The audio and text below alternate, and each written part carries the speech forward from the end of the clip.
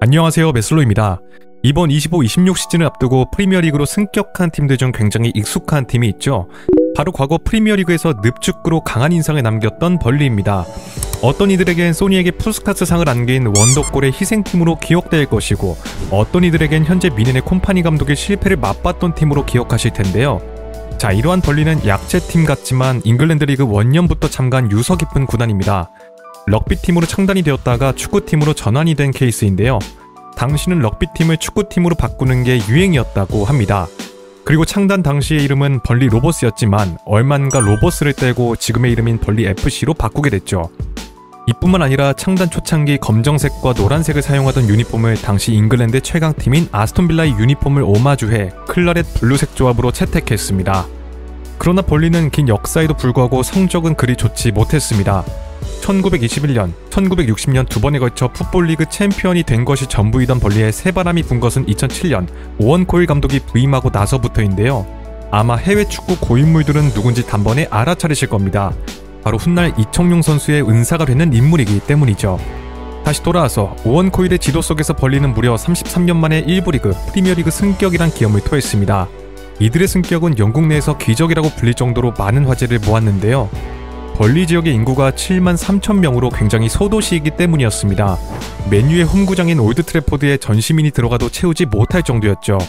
하지만 시즌 중 야망했던 오원 콜 감독이 볼턴으로 영전하면서 조타수를 잃어버린 벌리는 불과 한 시즌 만에 강등되고 말았습니다. 이들이 프리미어리그에 다시 등장한 것은 4년이 지난 2014년이었습니다. 현다이치 체제에서 선굴군 축구를 완벽 장착한 벌리는 감독의 생김새처럼 터프한 축구로 프리미어리그에 복귀했습니다. 여담이지만 현대이치 감독의 전임 감독이 현 뉴캐슬의 사령탑인 에디 하우였는데요. 그는 강등된 벌리를 안정화시키는 데 성공시켰던 평가를 받았지만 이후 기대만큼의 성과를 내지 못하고 가정사까지 겹치면서 벌리를 떠나게 되었습니다. 자, 2012년부터 벌리의 감독직을 맡은 현다이치는 이 당시 바르셀로나의 티키타카로 현대축구에서 점유율의 중요성이 증대되고 있는 상황이었지만 이와 완전히 대척점에 있는 롱볼 축구로 팀을 단단하게 재련했습니다. 그리고 훗날 10년이라는 오랜 기간 벌리를 이끌고 팀의 재승격, 프리미어리그 잔류, 심지어 유로파리그 진출까지 이끌며 구단의 레전드로 추앙받게 되죠. 그는 증거 무리뉴라고 불리며 팬들에게 전폭적인 지지를 받았습니다. 그렇다면 현다이치의 롱볼 축구, 늪축구가 어떤 시스템으로 이루어졌는지 알아볼 필요가 있을 것 같은데요. 그가 선호하는 포메이션은 4-4-2로 한 시즌이 끝날 때까지 변화를 주지 않는 것으로 유명합니다.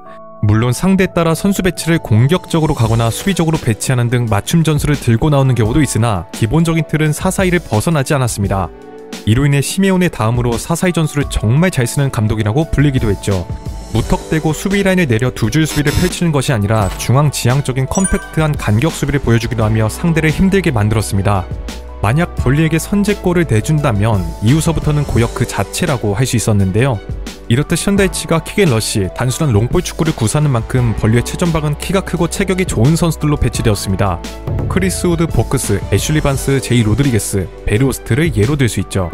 한 명이 상대 수비를 피지컬로 뭉개면 다른 한 선수가 세컨볼을 슈팅으로 연결해 득점을 만들어냈습니다.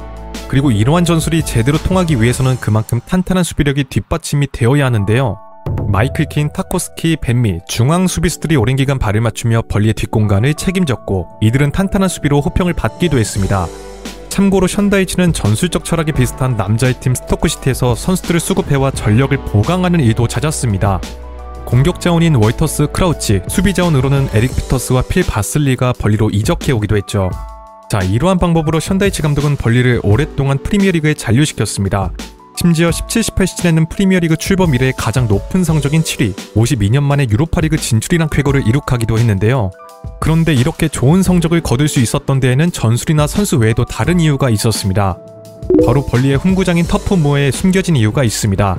터프무어 구장의 폭은 66.8m로 프리미어리그 구단 중에서는 가장 좁지만 반대로 길이는 105m로 유지되어 다른 경기장에 비해 긴 느낌을 주는 구조입니다. 좁고 긴 경기장은 벌리 롱볼 축구 전술을 더욱 극대화시켰는데요.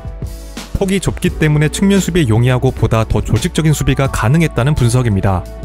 실제로 과거 첼시의 콘테 감독은 터프무어에서 1대1로 비긴 뒤 경기장 규격에 대해 언급하기도 했을 정도였죠. 그러나 벌리의 이러한 단순한 전술은 점점 상대팀에게 간파되어 막히기 시작했습니다. 상대팀들은 벌리의 측면을 찾아내 크로스를 무력화시키고 중원을 장악해 벌리가 롱볼로 발생한 세컨볼을 취득하는 것을 막았습니다. 결국 21-22 시즌 리그에서 4승밖에 거두지 못할 정도로 부진하자 2022년 4월 션다이치 감독은 리그 8경기를 남긴 시점에서 경질했죠. 그리고 벌리는 분위기 반전에 실패하면서 강등되고 말았습니다. 이후 벌리는 주축 멤버들이 빠져나가고 어마어마한 빚더미까지 떠안게 되면서 좌초될 위기에 처했습니다.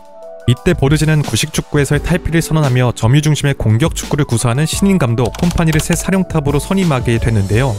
당시 콤파니의 선임에 대해 도박수란 평가가 많았지만 벌리는 안도레르트에서 유망주들을 적극적으로 활용하고 단기간에 체질 개선에 성공해 성과를 낸 그의 능력을 믿었습니다. 결과적으로 콤파니의 선임은 성공적으로 작용하게 되죠. 콤파니는 수비 라인을 높이고 적극적인 압박을 하는 공격적인 전술로 벌리를 완전히 180도 탈바꿈시켰습니다. 그렇게 챔피언십에서 팀 최다 득점 1위, 팀 최소 실점 1위로 강등된 지 단 한 시즌 만에 프리미어리그 재승격에 성공하게 됐는데요.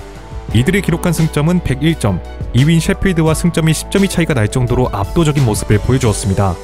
따라서 많은 이들이 콤파니의 공격 추구가 프리미어리그에서 과연 통할 수 있을지 기대 반 우려 반의 목소리를 내보냈죠. 그런데 프리미어리그는 챔피언십과 완전히 수준이 달랐습니다. 벌리의 공격은 수준 높은 수비수들에게 모두 막혔고 반대로 수비는 뻥뻥 뚫리며 공수 밸런스가 전혀 잡히지 않는 모습을 보여주었는데요. 그렇게 또다시 강등되고 말았습니다. 동시에 콤파니가 미넨으로 떠나면서 벌리의 상황은 더더욱 좋지 않게 되죠. 그런데 승격 전도사 스콧 파커가 부임한 뒤 벌리의 전통이라고 할 수 있는 수비 축구로 회귀하며 2025년 재승격에 성공했습니다.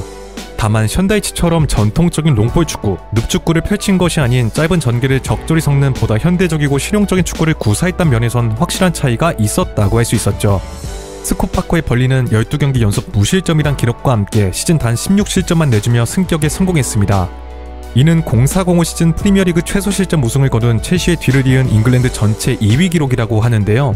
이러한 호성적을 낼 수 있었던 데에는 수비수의 활약도 있었겠지만 특히 골키퍼 제임스 트래포드의 맹활약이 컸습니다. 그는 클린시트를 무려 29회나 기록해 챔피언십 최다 기록에 이름을 올렸고 이러한 활약으로 현재 뉴캐슬과 여러 팀들의 관심을 받고 있는 상황이죠. 자, 이처럼 벌리는 다시 한번 프리미어리그에서 도약할 준비를 마쳤습니다. 과연 25-26 시즌 벌리는 이전처럼 오랜 기간 프리미어리그에서 살아남을 수 있을까요? 네, 오늘의 영상은 여기까지고요. 재밌게 보셨다면 좋아요와 구독을 부탁드리며 다음에는 더 재밌는 컨텐츠로 찾아뵙도록 하겠습니다. 감사합니다.